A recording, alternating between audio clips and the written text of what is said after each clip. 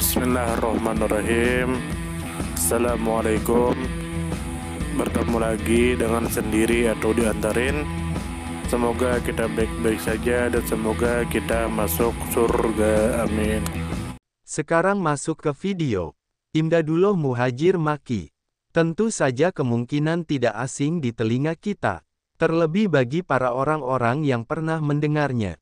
Disebutkan menurut informasi yang beredar bahwa Imdadullah Muhajir Makki adalah seorang ulama sufi terkemuka dari India yang dikenal sebagai tokoh utama tarekat Chishti Sabiri. Beliau aktif dalam perjuangan spiritual dan pendidikan, sekaligus memimpin perlawanan umat Islam terhadap kolonialisme Inggris dalam pemberontakan India tahun 1857. Beliau juga menulis karya-karya tasawuf dan membimbing banyak murid terkenal, seperti Muhammad Qasim Nanautawi, Rashid Ahmad Gangohi, dan Ashraf Ali Tanwi. Kemudian menurut informasi yang beredar bahwa Imdadullah Muhajir Makki adalah seorang sufi dan ulama besar kelahiran tahun 1817 di Nanauta, India, Britania. Nama kecil beliau adalah Imdad Hussein. Namun kemudian oleh Syekh Shah Muhammad Ishaq diberi nama Imdadullah. Beliau merupakan figur sentral dalam pengembangan tarekat Sufi Chishti Sabiri di Asia Selatan. Murid-murid beliau kelak menjadi tokoh penting dalam kebangkitan pendidikan Islam di India. Kemudian menurut informasi yang beredar bahwa Imdadullah lahir pada tahun 1817 dan meninggal pada tahun 1899. Pada usia 7 tahun, beliau kehilangan ibunya. Pada usia 16 tahun, beliau menuntut ilmu ke Delhi. Pada usia 18 tahun, beliau berbayat kepada Nasiruddin Naqshbandi. Tahun 1845, beliau berangkat ke Mekah dan Madinah untuk haji dan ziarah. Pada bulan Mei tahun 1857, beliau memimpin pertempuran melawan Inggris di Tanah Bawan. Beliau wafat dan dimakamkan di Mekah pada tahun 1899.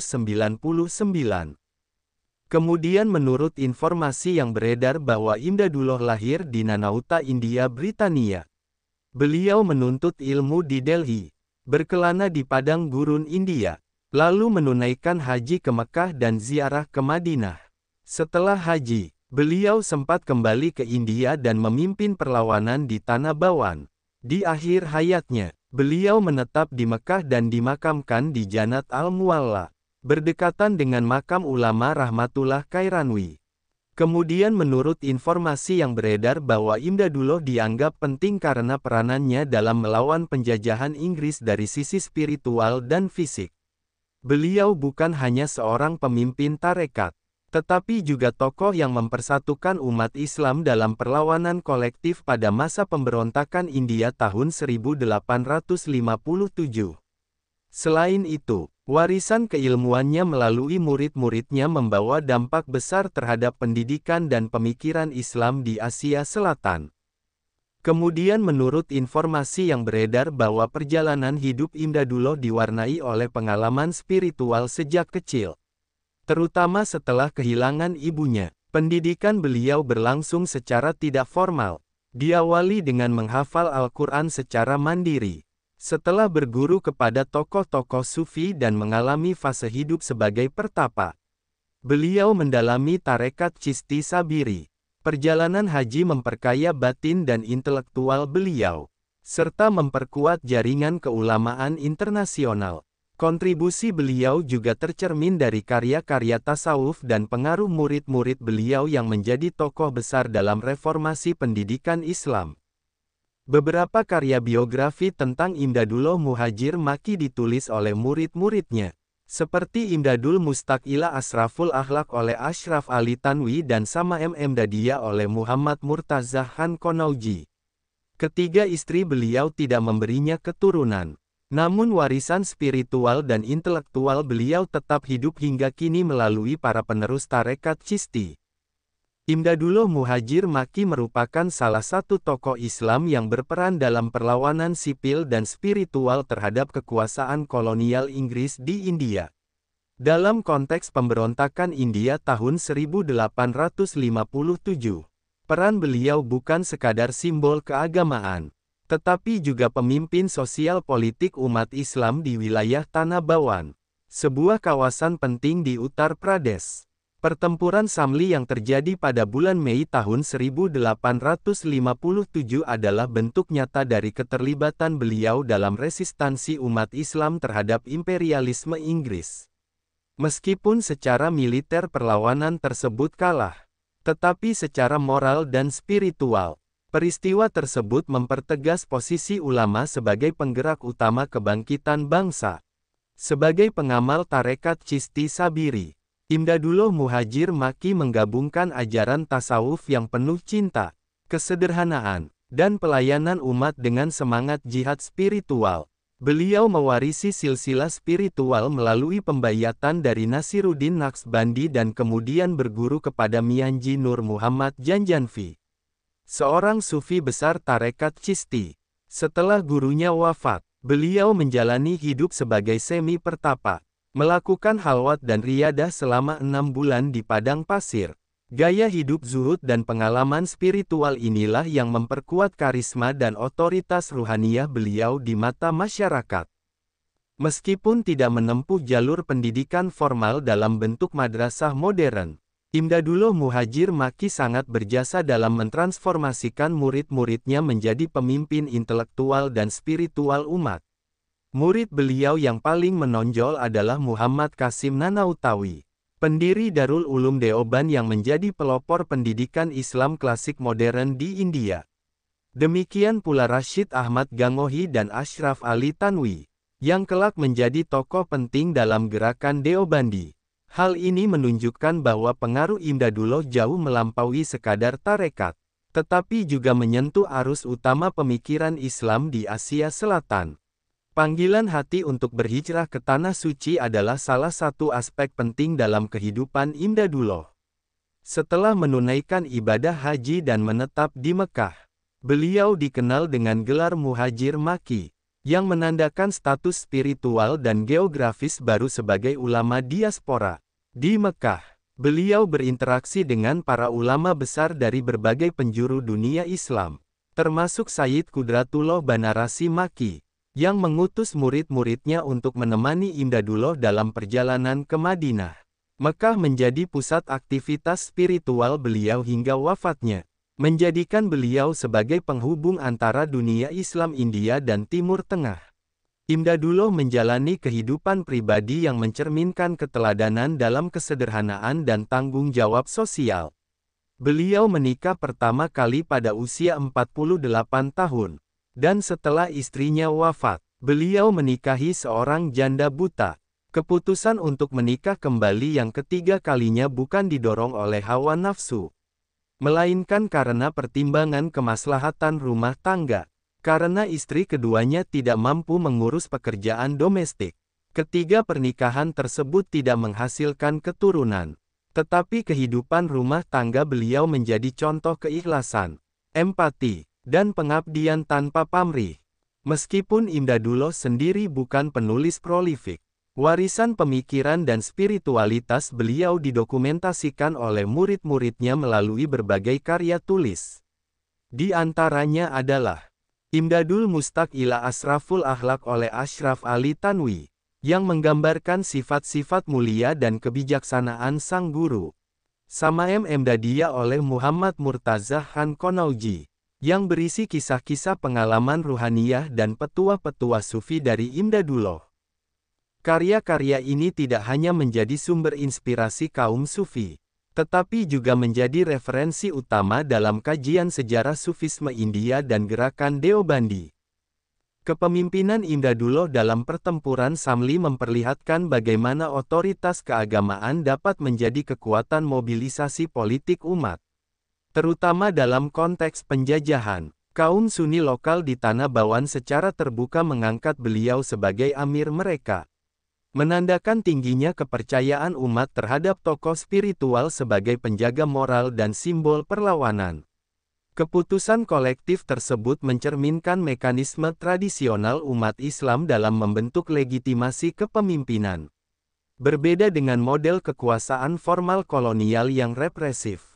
Meskipun berafiliasi pada tarekat Chishti Sabiri, Imdadullah juga memiliki keterkaitan dengan jaringan Naqsbandi melalui pembayatan kepada Nasiruddin.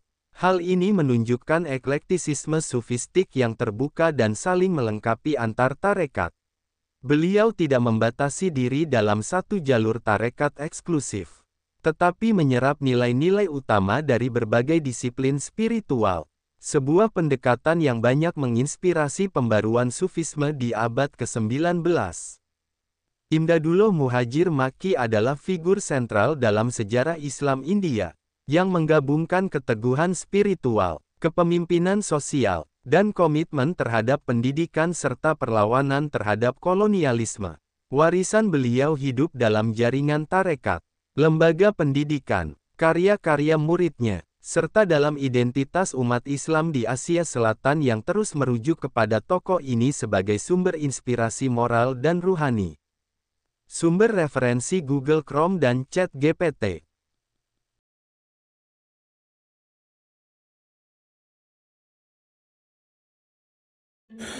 Tentu kita tahu bahwa dalam setiap perjalanan hidup, selalu ada saat ketika diri kita merasa lelah, goyah, bahkan ingin menyerah. Namun di balik setiap perintangan tersembunyi peluang untuk tumbuh dan menguatkan diri kita. Hari ini adalah kesempatan baru, saat yang tepat untuk kembali menyusun niat, memperbaiki langkah, dan meyakini bahwa setiap tetes usaha tidak akan pernah sia-sia. Bangkit bukan karena tidak pernah jatuh, tetapi karena memilih untuk tidak tinggal dalam kejatuhan. Teruslah melangkah meski perlahan, karena selangkah lebih dekat adalah lebih baik daripada diam dalam keraguan. Ya Allah, ya Tuhan kami yang Maha Pengasih lagi Maha Penyayang, jadikanlah hidup kami ini sebagai ladang amal yang penuh berkah. Berikan kekuatan untuk terus menebar kebaikan di dunia. Anugerahkan kemudahan dalam menghadapi segala ujian, dan karuniakan akhir kehidupan yang baik.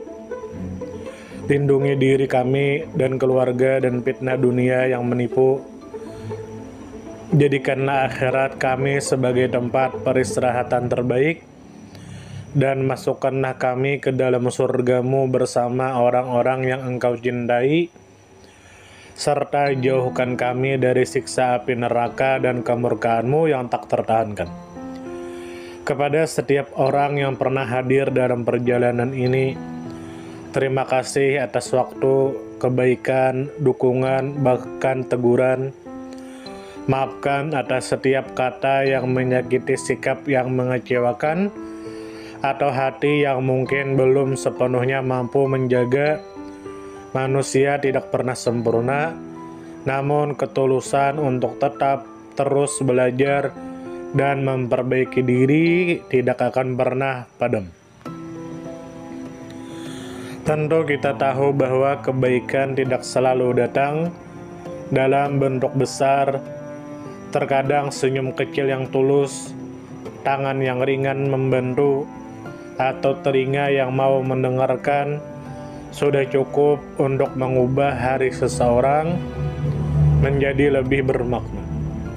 Jangan pernah kita menyepelekan kebaikan sekecil apapun, karena bisa jadi satu perbuatan kecil bisa menjadi rahmat Allah turun.